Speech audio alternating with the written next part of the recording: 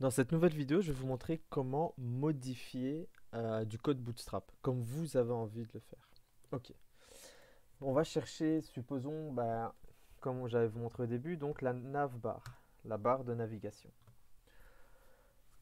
Ici, donc, je vais prendre la première barre de navigation, copier, je vais la mettre chez moi, coller, je reprends ma page internet, et voilà, on a la barre de navigation.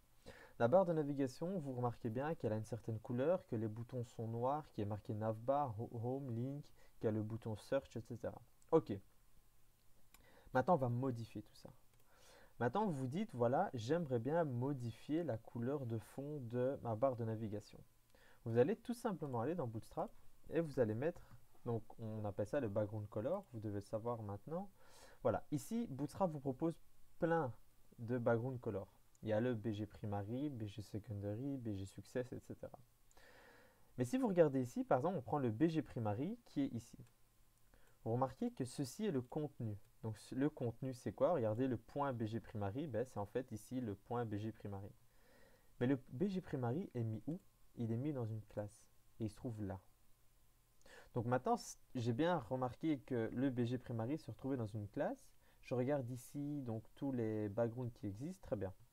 Je vais aller maintenant sur mon éditeur de texte et je me dis, tiens, il faut que je trouve où est le BG, donc où est le background color que Bootstrap a mis dans sa barre de navigation de départ qui est celle-ci. Donc je retourne ici dans mon éditeur de texte et je regarde et je vois que, ah, il est mis là, BG Light. Je regarde une fois sur Bootstrap et je vois quoi? Que le BG Light, c'est celui-ci. Ah oui, il est là, effectivement. Le BG Light, il est là. Très bien. Je retourne sur mon éditeur de texte, je le change. Et j'avais envie de changer en, allez, on va dire en Danger. J'enlève juste le Light et je mets Danger. Et je fais un rafraîchissement. Là, je viens de changer la couleur de ma barre de navigation. Très bien. Qu'est-ce qui se passe ensuite? C'est que j'aimerais bien changer voilà, les mots qui se trouvent ici à l'intérieur. On sait que les mots, c'est du contenu, c'est ce qui se trouve à l'intérieur des balises. Donc, comme élément, je viens ici, donc sur ma barre navigation, et je vois que, ah, il est marqué navbar ici. Bon, j'ai envie de changer, et je vais mettre alors à ce moment-là Bootstrap. Je l'ai changé ici, je retourne sur ma page internet, et j'actualise. Et je vois qu'il est marqué Bootstrap. Donc Bootstrap est bien marqué. Je l'ai modifié ici. Supposons maintenant que voilà, je veux que quand je clique sur Home, ça m'amène sur Instagram.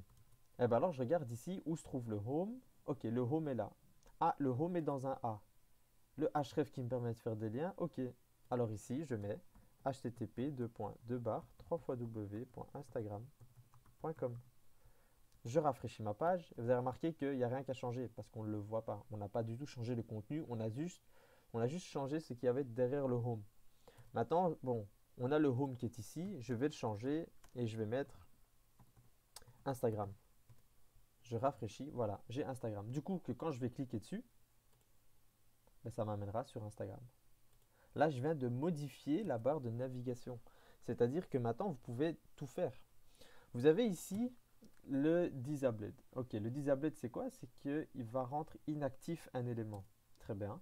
Je regarde où il est marqué disabled. Ok, disabled rend inactif un élément.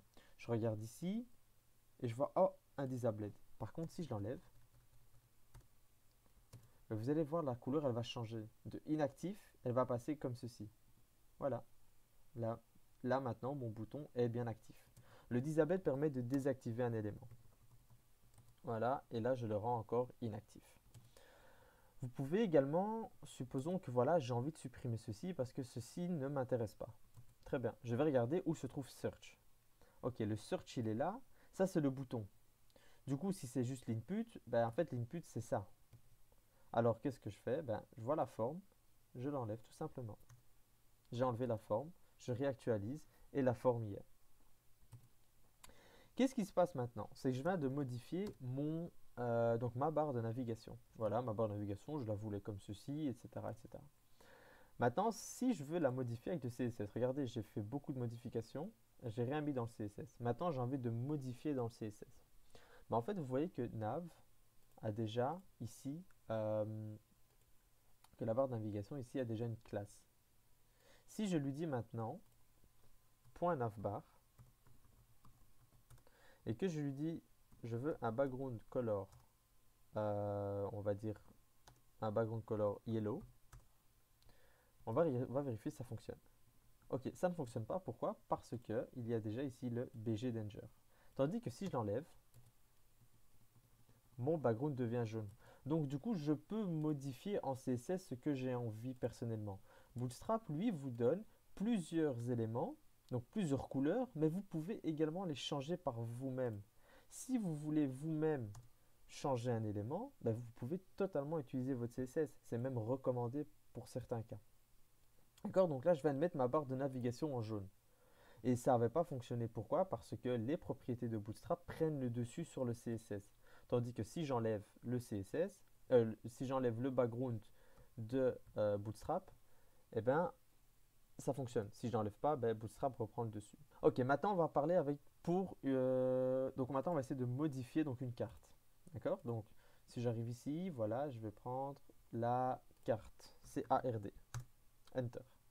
Ok, donc là j'ai la carte, elle se trouve là. Copier, coller. Ma carte y est.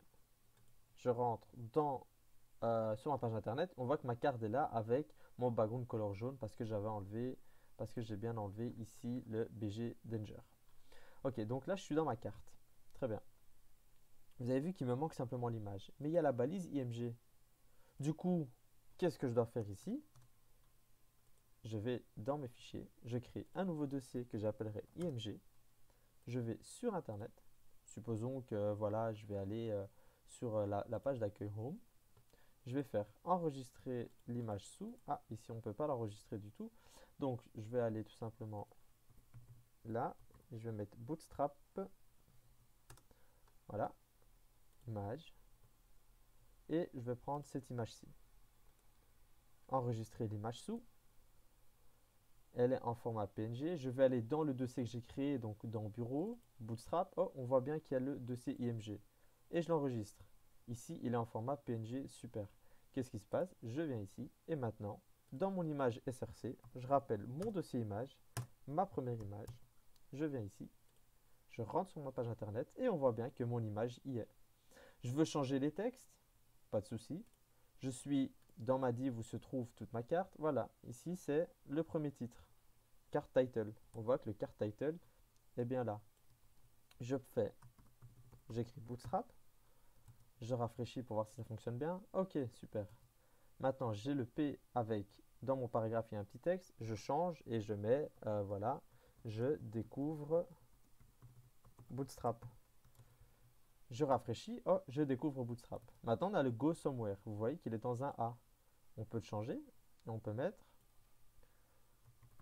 site dans le bouton, forcément, parce que regardez, là, on est dans le A, d'accord? Dans le A ici, pardon, donc on est bien dans le A et non dans un bouton. Dans le A, j'ai le site. Ok, je viens ici, je rajoute le site. Si je mets http 3w.reaijed.com. À ce moment-là, je rafraîchis, je clique et je tombe sur le site de reaijed.com.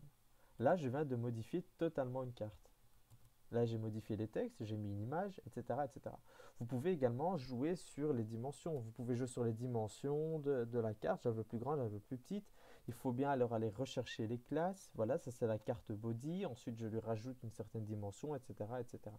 Et vous pouvez faire ça avec énormément de choses en Bootstrap.